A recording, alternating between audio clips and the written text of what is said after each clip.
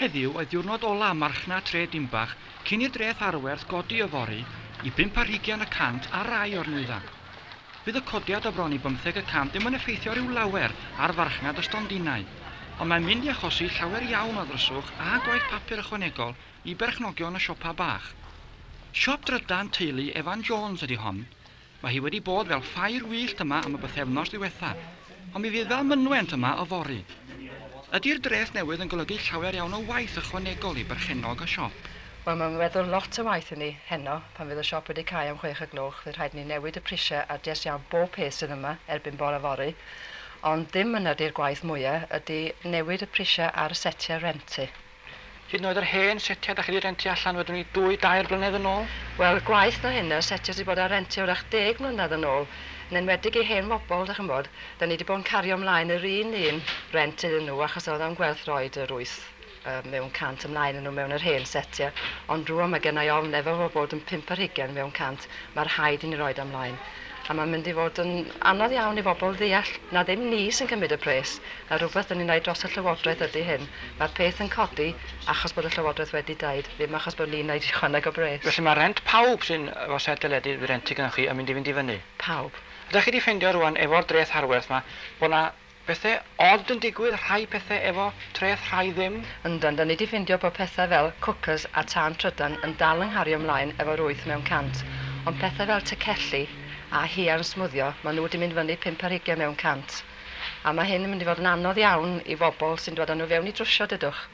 Bod ni eisiau rhoi plug newydd ar tecell a bod ni eisiau lid newydd o'ch bod y lid wedi llosgi wedi bod ar draws y cwcar neu rhywbeth, gyda codi 520 mewn 100 am rhywbeth fel yna, a da chi'n newid o ar tân trydan, a da chi'n mynd yn codi 8 mewn 100, a taw'r un peth yn union da chi'n defnyddio, ond gan bod yr peth ei hun yn cario 520 mewn 100, da chi'n gyrro defnyddio 520 mewn 100, a beth da chi'n iwsio arno fo'i drwsio. So chi syniad o newid yn y pris fydd ar ôl mai y cyntaf? Wel, i jyst cymryd rhywbeth go gyffredin, neu fath ar tecall mae hwnna'n mynd i fynd i fyny mewn pris.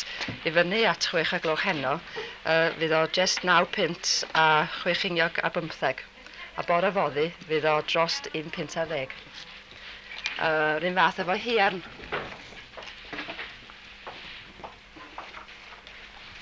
Mae hon rwan yn jyst drost y 7 pint a fydd i drost 8 pint erbyn bore fori. Hynny yw, di'r llywodraeth ddim yn cysidro bod haearn yn rhywbeth hanfodol, na chdi? Nag dyn, ond dwi'n meddwl sa'r un graig ti yn cytuno fo nhw gwbl gynnau ofn. A dyn, cymerwch batri ar enghraifft.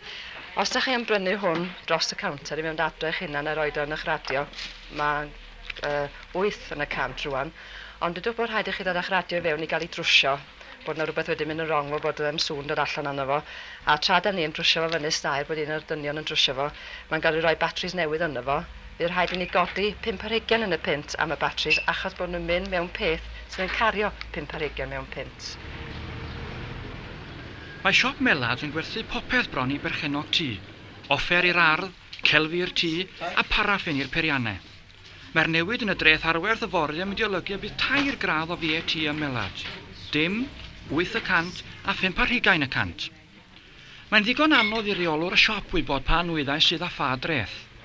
Mae bron yn amhosib i'r cwsmer wybod y gwahaniaeth. Sut mae Armon Williams yn mynd i ddelio â'r broblem o werthu nwyddau gyda 2 gradd o VAT?